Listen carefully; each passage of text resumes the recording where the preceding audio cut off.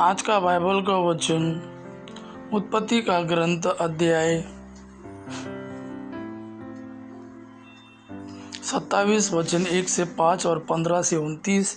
और आज का सुसमाचार सन्मति के अनुसार अध्याय 9 वचन 14 से 17। उत्पत्ति का ग्रंथ अध्याय 27 वचन 1 से 5, 15 से 29। याकूब अपने भाई एसाव का आशीर्वाद प्राप्त करता है।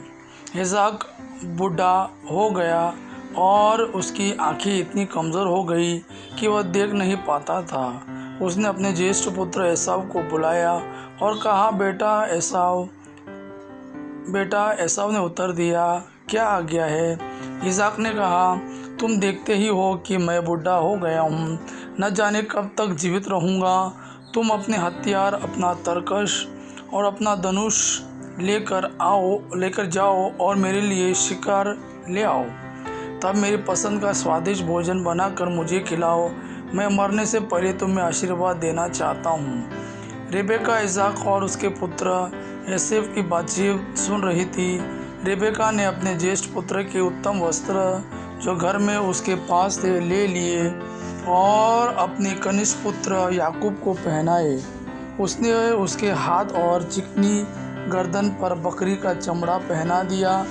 तब उसने अपने द्वारा पकाया भोजन और रोटी अपने पुत्र याकूब के हाथ में दे दी। उसने अपने पिता इसाक के पास जाकर कहा, पिताजी। उसने उत्तर दिया, हाँ बेटा, तुम कौन हो? याकूब ने अपने पिता से कहा, मैं आपका पहलौठा एसाव हूँ। मैंने वही किया जो आपने कहा था। कृपा करके आइए, बैठकर मेरा शिकार खाइए और मुझे आशीर्वाद दीजिए। इसाक ने अपने पुत्र से कहा, बेटा, तुमको कैसे यह इतनी जल्दी मिल गया? उसने उत्तर दिया, यह प्रभु आपके ईश्वर की कृपा है। इसाक ने याकूब से कहा, बेटा, मेरे पास आओ। मैं टटोल कर जान लेना चाहता हूँ कि तुम सचमुच मेरे पुत्र एसाव हो। याकूब अपने पिता इसाक के पास आया।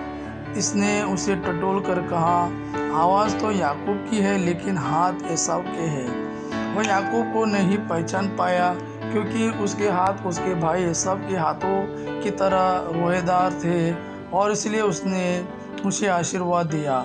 उसने कहा, क्या तुम सचमुच मेरे पुत्र एसाव हो? उसने उत्तर दिया, हाँ, मैं वही हूँ। तब इसाक ने कहा, मुझे अपना शिकार ला कर खिलाओ और मैं तुम्हें आशीर्वाद दूंगा। याकूब भोजन लाया और इसाक खाने लगा। इसके बाद उसने अंगूरी लाकर इसाक को पिलाई। तब उसके पिता इसाक ने कहा, बेटा, आओ और मुझे चुंबन दो। उसने अपने पिता के पास आकर उसका चुंबन किया।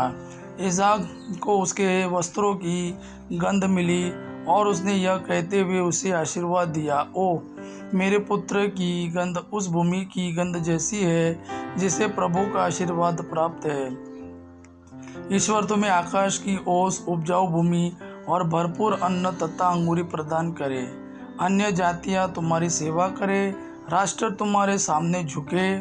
तुम अपने भाइयों के स्वामी हो और तुम्हारी माता के पुत्र तुमको दंडवत करे। जो तुमको अभिशाप दे वह अभिषिप्त हो और जो तुमको आशीर्वाद दे उसे आशीर्वाद प्राप्त हो।